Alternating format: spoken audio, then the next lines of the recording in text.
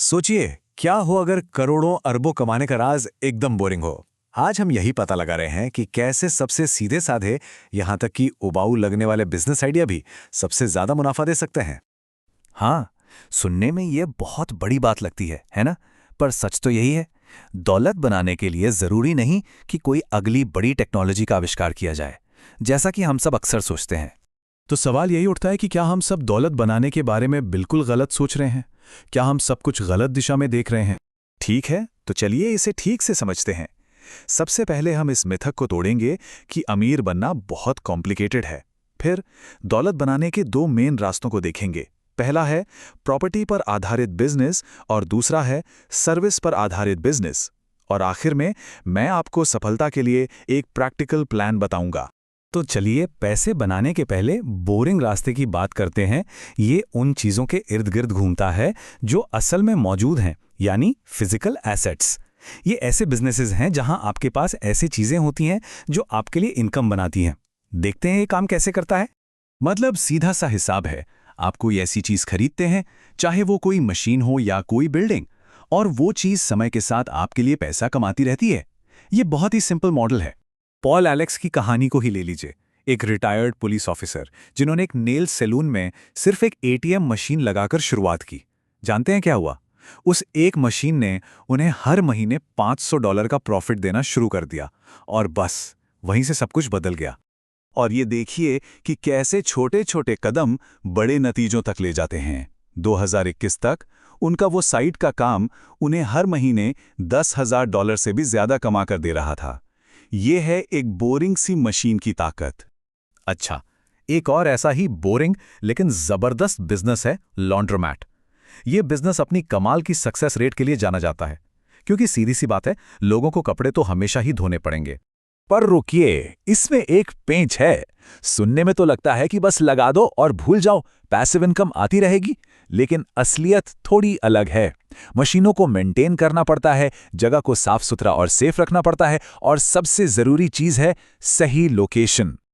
अब जरा ये सोचिए, किसी दूसरे बिजनेस की कोई बहुत जरूरी मशीन खराब हो जाए तो वो अपना काम चालू रखने के लिए कोई भी कीमत चुकाने को तैयार हो जाएंगे। और यहीं पर काम आता है इक्विपमेंट यानी उपकरण किराए पर देने का बिजनेस। एक रियल कहानी है ये। एक फैक्ट्री का एयर कंप्रेसर खराब हो गया। नया आने में 3 हफ्ते लगने थे।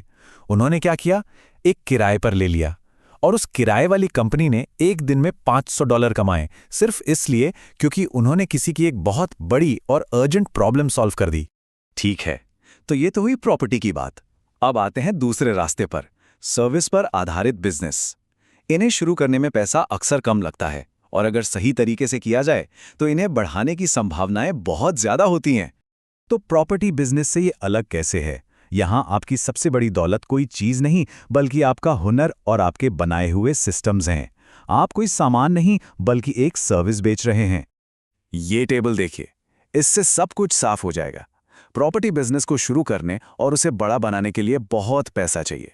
दूसरी तरफ सर्विस बिजनेस की ग्रोथ इस बात पर निर्भर करती है कि आपके सिस्टम कितने अच्छे हैं।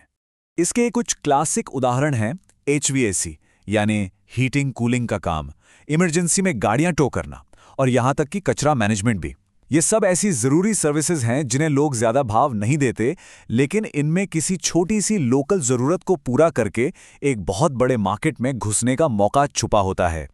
तो अब जब हमने ये दोनों रास्ते देख लिए हैं, तो सवाल उठता है कि इसे असल में करें कैसे। तो ये रही एक सीधी साधी 3 स्टेप की प्लेबुक जो इन सभी उदाहरणों से निकलकर आई है। पर उससे पहले जरा डोमिनोज की कहानी सोचिए। आज वो दुनिया की इतनी बड़ी कंपनी है, लेकिन शुरू करने से पहले वो सिर्फ एक कॉलेज टाउन में पिज्जा डिलीवरी करने में माहिर बने थे। वहीं से उनके साम्राज्य की नींव पड़ी। और बस इसी से निकलती है हमारी ये सिंपल सी कैश फ्लो चेकलिस्ट। कम से कम पैसे में शुरू करो, जल्दी से ये पक्का करो कि लोग आपकी सर्विस चाहते भी हैं या नहीं, और फिर बड़ा सोचने से पहले अपने लोकल मार्केट के बादशाह बन जाओ। पहला स्टेप, कम लागत। जरा इस खिड़की साफ करने वाले बिजनेस के बारे में सोचिए। एक आदमी ने बस कुछ बेसिक से औजारों से इसे शुरू किया। न कोई बड़ा लोन, न कोई बड़ा रिस्क, और आज वही बिजनेस $10 मिलियन का रेवेन्यू बना रहा है, जिसमें से $4 मिलियन का तो सिर्फ नेट प्रॉफिट है।